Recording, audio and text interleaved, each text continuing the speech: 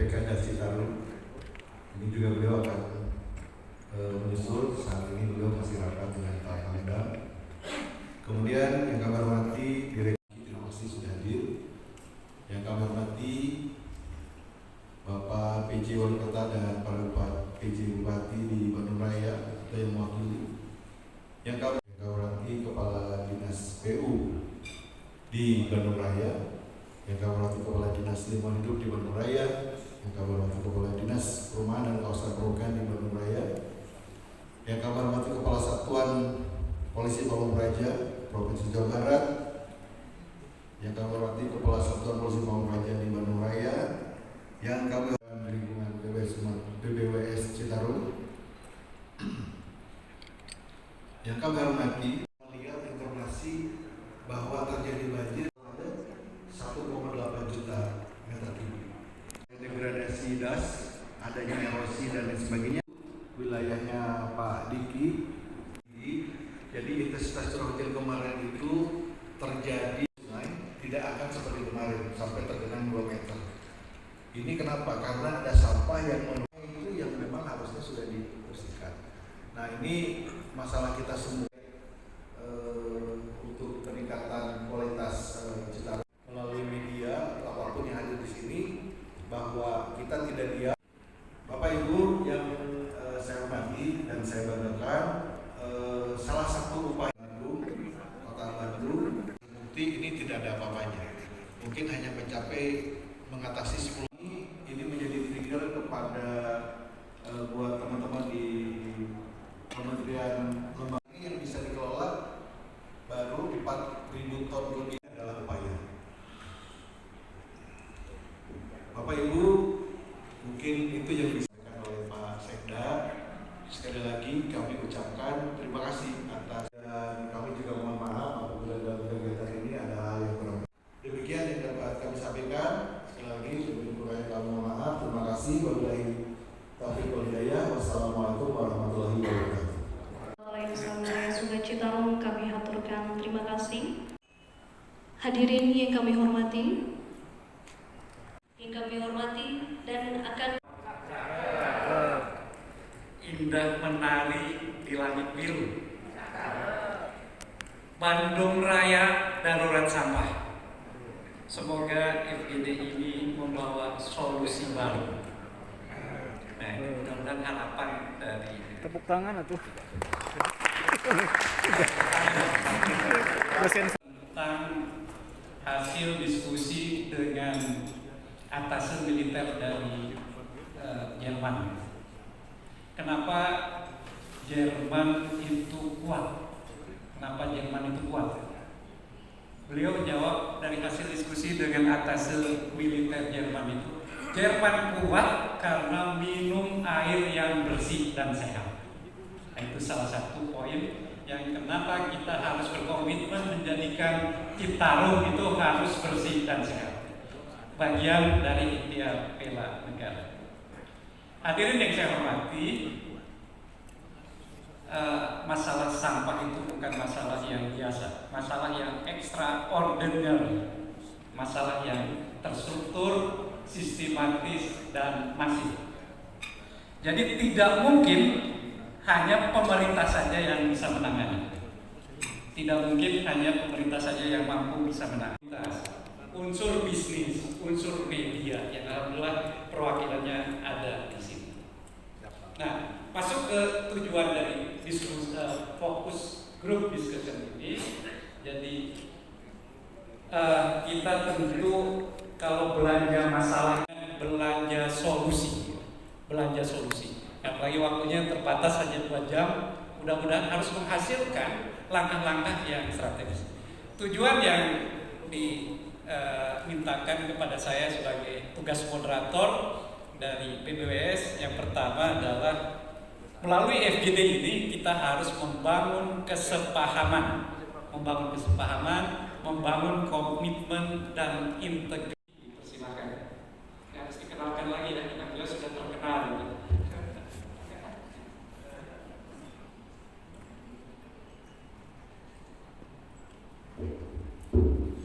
Bismillahirrahmanirrahim. Assalamualaikum warahmatullahi wabarakatuh.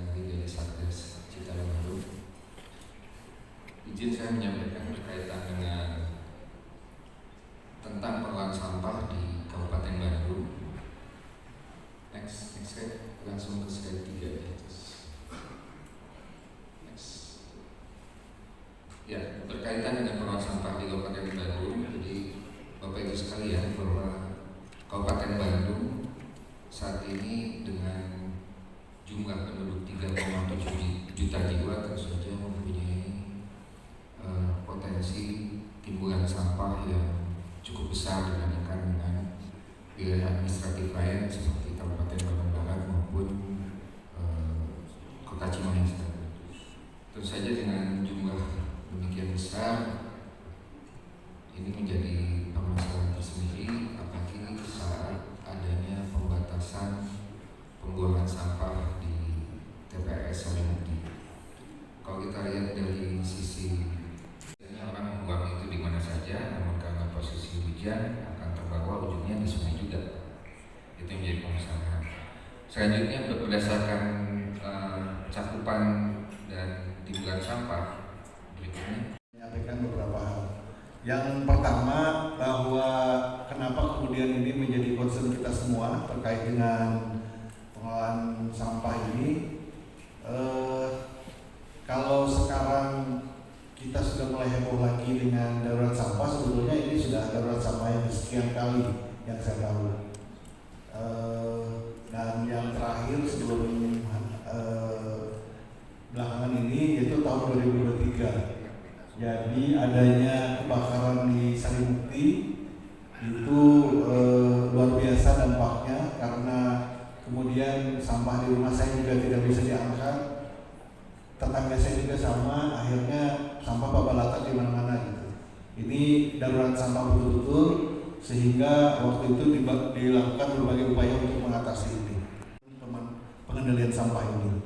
Kemudian setelah kebakaran itu dialihkan ke TPA sebelahnya Sarimukti, tetapi itu juga tidak kita semua melalui media bahwa ada sekitar 3.991 ton per hari sampah yang timbul ya di daerah Bandung Raya, di mana dari sekian itu hanya sekitar 1.853 ton yang bisa diangkut ke Sarimukti. Ini pun mungkin terbatas hanya sampai beberapa hari ke depan.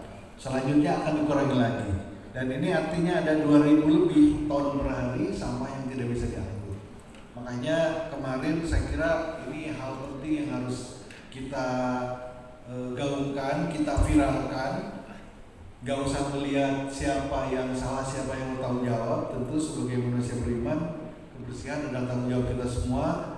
Sehingga ayo kita viralkan tentang ini dan siapa bisa berbuat apa untuk ini. Makanya kami dari BBWS mencoba mencari sedikit anggaran dari mana-mana, korek-korek cok ya, harus ada FGD ini supaya ini menggerakkan yang lain. Baik, lanjutkan tadi dari 3.900. Sampurasun. Amin. Ya, alhamdulillah. Ini teman-teman jadi saya menyampaikan terkait mota yang ada di Kota 9 Cikarang. Sebenarnya dari dulu sebelum ada mota pun kita sudah berjalan dari sisi hulunya, sisi hulunya. Artinya bagaimana peran 3R, reduce, reuse, recycle, bagaimana masyarakat mengurangi, bagaimana masyarakat menggunakan kembali, dan bagaimana masyarakat recycle itu memang yang harus kita kelola dalam rangka meminimalisir sampah. Nah, terkait dengan mota, kita tidak menafikan bahwa mota itu betul-betul bisa mengatasi persoalan dari sisi resikonya. Jadi dulu sebelum ada mota, kita menganggarkan per bulan itu 800 untuk membuat residu ke TPA Sarimukti. Setelah ada mota, yang 800.000 itu memang jadi uang kas, Pak. Karena residunya sekarang sudah tertangani oleh mota. Uang kas para pengelola sampah. Nah, apabila sampai saat ini kita sekarang banyak nganggur, jadi banyak kekurangan sampah. Tapi jangan karena kita kurang sampah lalu dengan serta-merta sampah dikekidakan. Artinya ada aturan kompensasi yang harus kita lakukan, karena kawan-kawan yang di lapangan tetap juga ada upah yang harus dibayar. Nah, jadi yang perlu saya sampaikan, kalau di desa Neglasari, hulu hilirnya berjalan, edukasi terhadap warga reduksi recycle berjalan, penanganan residunya berjalan oleh Oda. Artinya sudah tuntas di tempat. Tinggal memang yang sekarang justru jadi sampah itu sudah tidak ada di negara saya, bahkan kita kekurangan. Para pengolah TPS itu sering nganggur. Nah makanya kita mencoba menjalin kerjasama dengan luar desa, dengan kecamatan lain, tapi tetap ada kompensasi aturan main, karena walau bagaimanapun para pengolah kita itu perlu upah juga.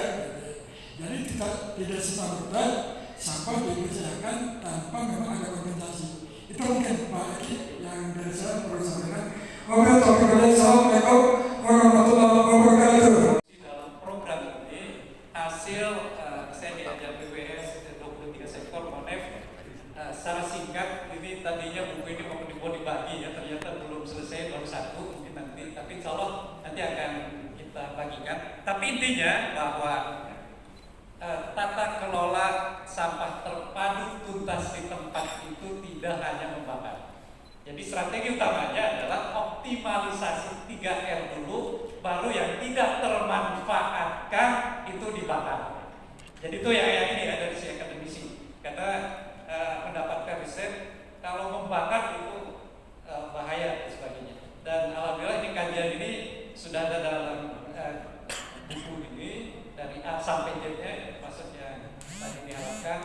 Mudah-mudahan tadi harapan Kabale bahwa masalah besar sampah itu bisa ditangani kalau ada integrasi dan kolaborasi semua unsur. Barangkali itu supaya tugas saya sebagai moderator semua unsur diberi untuk bicara. Selanjutnya Pak Balai dulu menyampaikan tanggapan terhadap tadi beberapa masukan dari desa maupun dari sektor secara komunitas.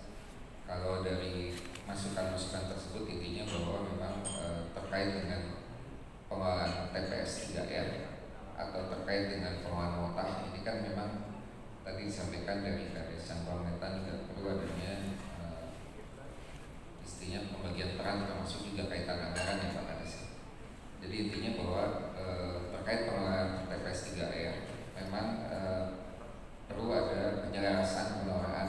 Jadi mungkin di sini perlu duduk bersama antara dinas lingkungan hidup, nanti kami coba untuk dikomunikasikan baik dengan desa maupun dengan akademisi terkait dengan pengelolaan sampah, termasuk juga dari Pak Denny terkait dengan biaya pengelolaan sampah yang dari desa lain. Jadi artinya memang perlu ada penyelesaian terkait dengan dari sisi biaya operasional yang supaya dari 4 dan 5 terlampau itu.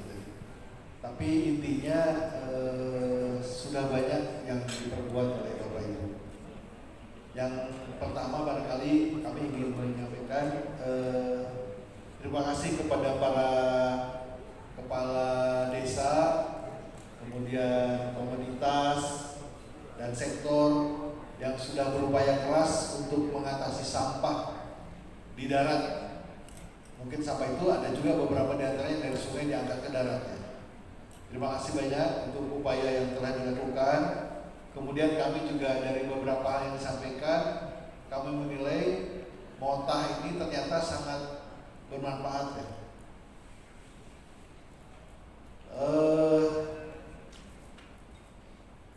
Cuma barangkali nanti penempatannya ini perlu ditinjau kembali.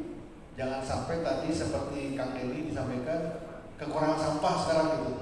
Padahal alat itu kalau di tempat lain mungkin lebih efektif ya.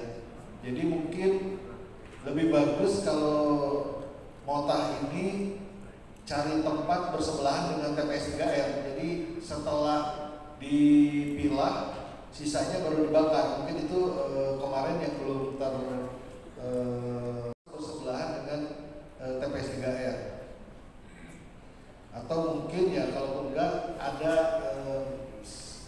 ada stoknya lah ya. Saya kaget juga. Kang Rini bilang sudah kehabisan sampah gitu. Luar biasa ya. Nah itu. Jadi kalau ini sebenarnya informasi yang baik, cuma mungkin datanya belum terupdate ya. Jadi kalau tadi disampaikan dari 3.991 ton sampah per hari yang terangkut 1.800, sisanya itu ya diantaranya sudah dikelola tadi yang disampaikan Kang Denny dan para Pak Kades tadi. Ada hal yang menarik yang memang mungkin perlu jadi pemikiran kita semua, terutama para bapak-bapak yang ada di pemerintah pusat, pemerintah provinsi, pemerintah kabupaten kota terkait dengan dukungan regulasi. Jadi kalau yang disampaikan oleh Pak Kades dari Cangkuang, kemudian dari Pak dan sektor, kita perlu adanya regulasi yang mendukung ini secara nyata. Jadi harapannya dengan dukungan regulasi ini sehingga penganggarannya jelas.